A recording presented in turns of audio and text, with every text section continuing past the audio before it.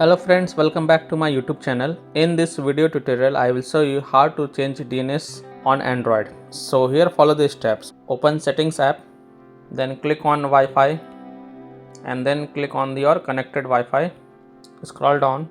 Here in IP settings, it is selected DHCP. So you have to change it to static. So tap on static. Scroll down.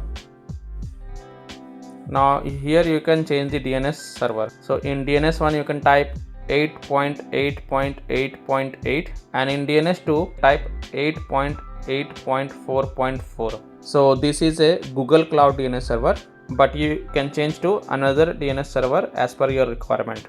For example, if you want to change to Cloudflare, then type 1.1.1.1 and in DNS 2 type 1.0.0.1.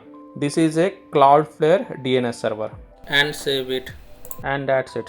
By this way you can change the DNS on Android. So that's all for this video.